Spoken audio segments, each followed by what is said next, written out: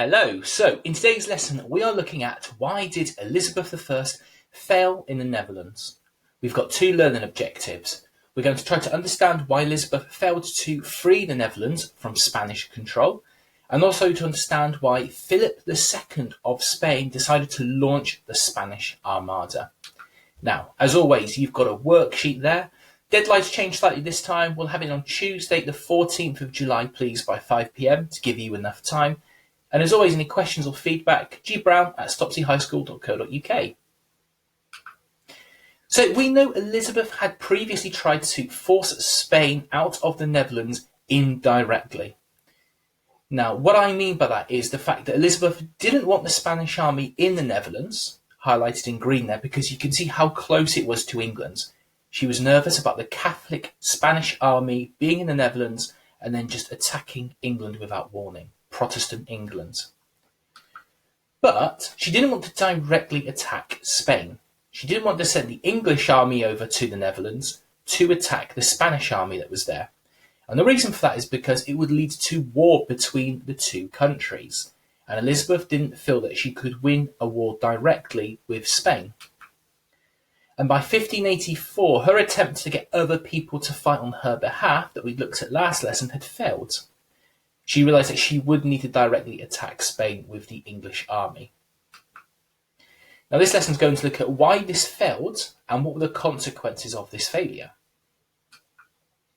So, in June 1585, the Dutch Protestants came to Elizabeth I and they said to Elizabeth, "We will make you the sovereign of the Netherlands, basically make you the queen of the Netherlands. You will be our leader. If you help us, if you get rid of the Spanish, if you get rid of Philip II, you will be our leader."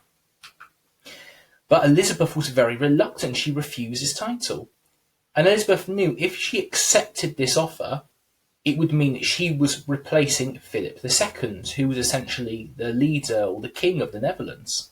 That she was saying, "You're out of here, I'm replacing your job." And you must remember, Elizabeth had firm beliefs about the divine right of monarchs. This idea that monarchs, anointed monarchs, they'd been picked by God to rule, and so their word went, basically. They were allowed to do what they wanted. People weren't allowed to get rid of them. And we'd seen that before with Mary, Queen of Scots. Elizabeth had been very reluctant to kill Mary, Queen of Scots, because she felt it was the wrong thing to do, because she was a monarch. August 1585, and Elizabeth signed the Treaty of Nonsuch. Nonsuch was a palace, a Tudor palace, and that's where this agreement was signed. And Elizabeth said, "I will help. I will send 7,400 English troops under the command of Robert Dudley, one of her favourite courtiers, the Earl of Leicester, to help the Dutch rebels." So this puts England and Spain now at war.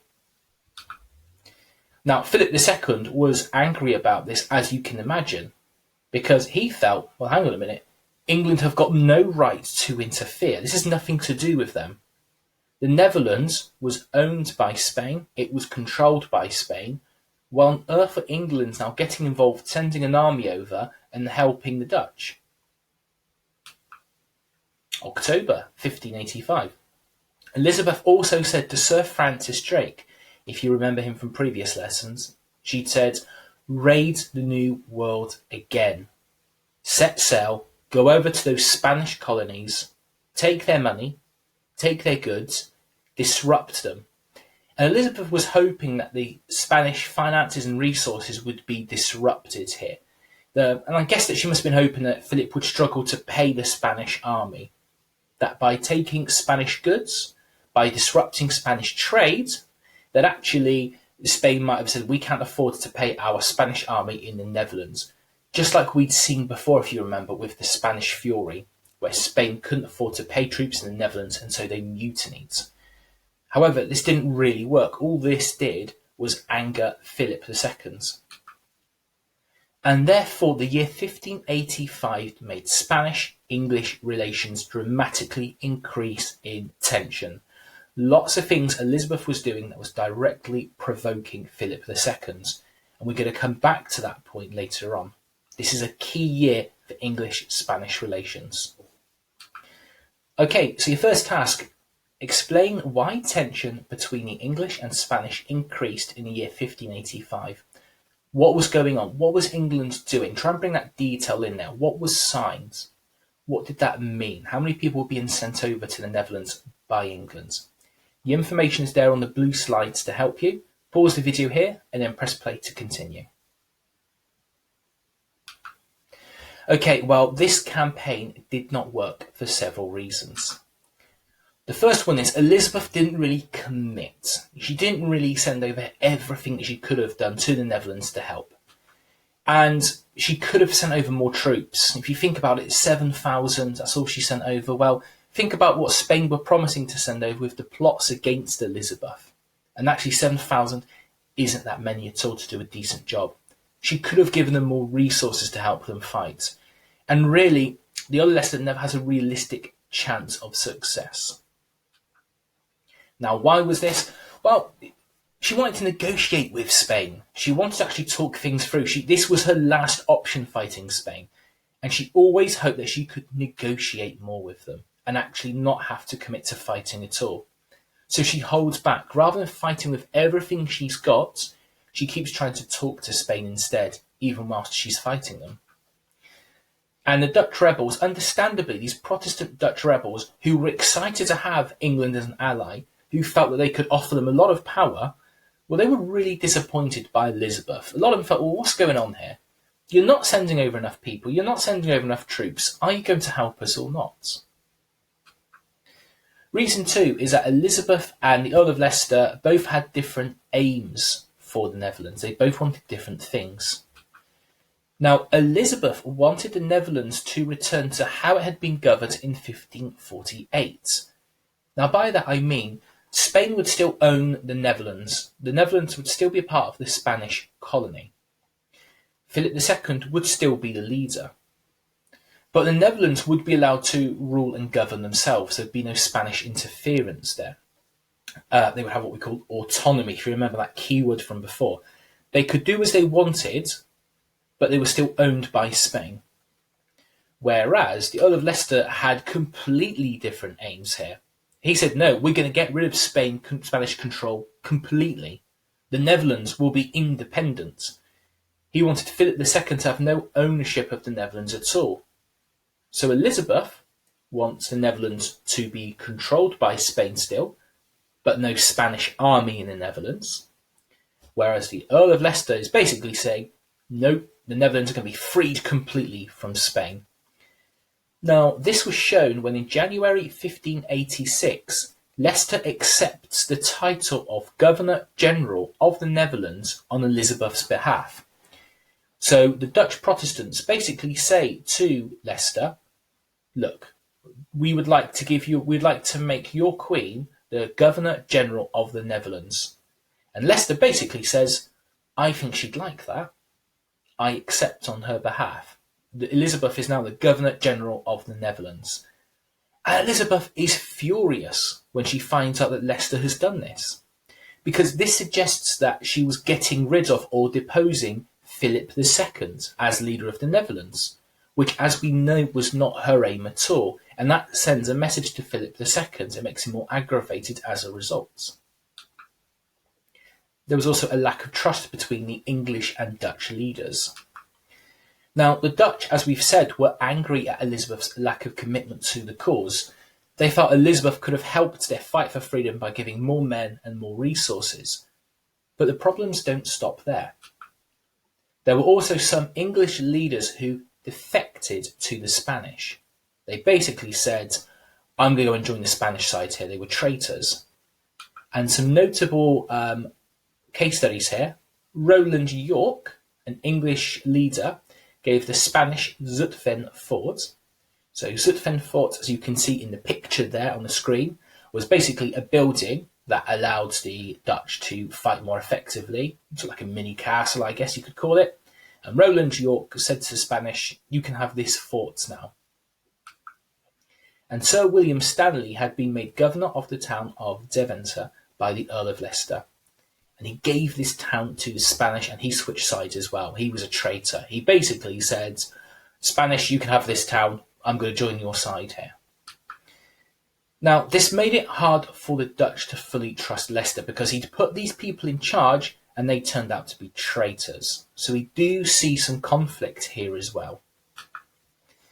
Now, Elizabeth recalled Leicester at the end of 1587. She basically said, look, it's not working, come on back. The campaign's not gone well. Spain are still the dominant force in the Netherlands. Spain still clearly control the Netherlands. There's no real sign of that breaking. And the only real impact England had had, the only real victory at all, was that Spain did not control the deep water port of Ostend in the Netherlands, as you can see pictured here. That seems irrelevant now, but next lesson that will be important. There was one deep water port in the Netherlands, and England and the Netherlands made sure that Spain did not control it. Okay, so remember that for the next lesson, because this will come up.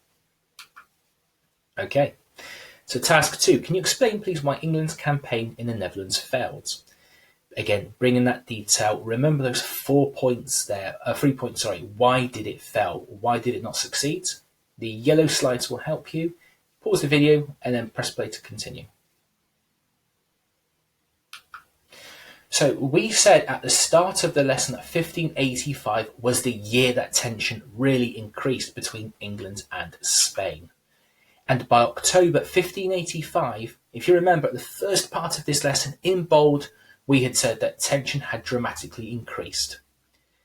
By October 1585, Philip had decided to invade England. He had decided enough is enough. And he had ordered an armada, a fleet of ships, to be ready. Now, this armada set sail in 1588. Now, some people think that this was a response to the Catholic Mary Queen of Scots being killed in 1587. But that's not the case. Philip had already made the order in 1585. These battle plans had been in place for years. And you must remember, this is a huge battle plan. Building a ship is going to take a while. Okay, think of some of the rubbish you lot have made in woodwork classes. It takes a long time to make a battleship, let alone a fleet of them ready to set sail. Why was the Armada launched? So there are 4 main reasons we've got here. Religion, politics, provocation, and circumstances. Let's look at these one at a time. So, okay, religion. We know from previous lessons the Catholics wanted Protestant England removed. They wanted England to become Catholic again. And the Catholics felt that Protestantism across Europe was a threat to their way of life. They were worried that their Catholic religion would be gone completely. And we can see evidence of religion, and the Catholics wanted to get rid of Protestant Elizabeth from the plots. Your Throckmorton plot, your Babington plot, for example. And Spain and the Pope were always key parts of them, weren't they? They were always encouraging, they were always offering backup there. And must remember as well, the Pope had excommunicated Elizabeth. They had said she was not recognised by the Catholic Church, that papal, in 1570. And he had also promised to forgive the sins of those who took part in the Armada and to give Philip II a reward if the invasion was a success. That would have been a big incentive for these sailors, the encouragement by the Pope, and also for Philip II, the money would have been an incentive as well to make Spain even more powerful. Politics. Sorry, I couldn't find a picture. That'll do. Let's get rid of that. 1584, Spain had signed the Treaty of Joinville with France. These were 2 of the most powerful countries in the world, and they had been rivals. Now that had stopped. Now they were working together. And that meant that Spain didn't have to worry about France anymore. That meant that Spain could now start to worry about other countries, such as, for example, England, who had been provoking them for decades. Again, 1585, the Treaty of Nonsuch, signed here in Nonsuch Palace. And this is when, if we remember from earlier in the lesson, England and the Netherlands basically became allies, and England said, we will send troops over. This put England and the Netherlands at war with Spain. Okay, ignore that last line there. It put England and the Spanish at war with each other. And also the fact that Philip II was looking to grow his empire and therefore his power. The more countries he controls, the more powerful he is. England would be a useful addition to this empire. Provocation. What had England done to annoy Spain? Well, if you remember Drake had attacked Spanish ships and Spanish colonies in the New World for over a decade now. And Elizabeth hadn't punished him for this act of piracy. She had publicly rewarded him. She had knighted him. Elizabeth had well have been supporting the Dutch Protestants in their acts of rebellion. We saw this with the Sea Beggars, where Dutch Protestants would attack Spanish ships, and Elizabeth said, "You can stay in our ports in England." You can also see this with Elizabeth making alliances with the Duke of Alencon and William of Orange, Treaty of Nonsuch as well. And the final one, circumstances. What had changed recently? Well, in 1579, the Duke of Parma had been successful in the Netherlands. He had restored Spanish control. It had looked for a while like Spain might lose the Netherlands in the late 1570s. The Duke of Parma was an excellent fighter. He turned up and he basically said, no, Spain have got complete control now.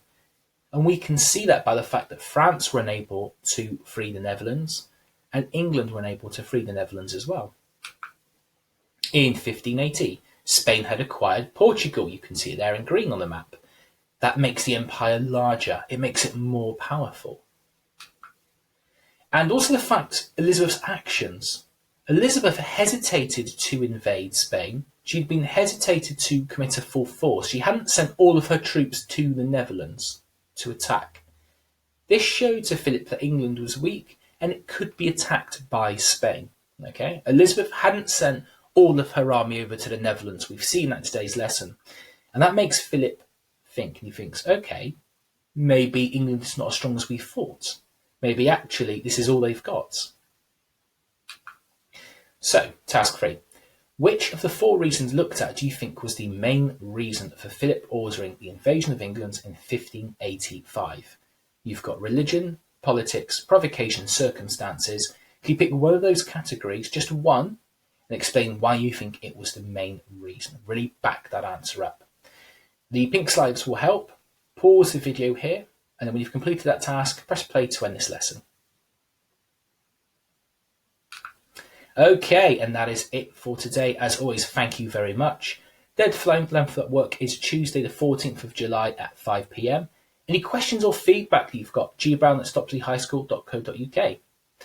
And all it remains for me to say is, as always, thank you very much. Any issues, please feel free to contact me at all. Look after yourselves, guys. Get some fresh air and exercise, and I will see you soon.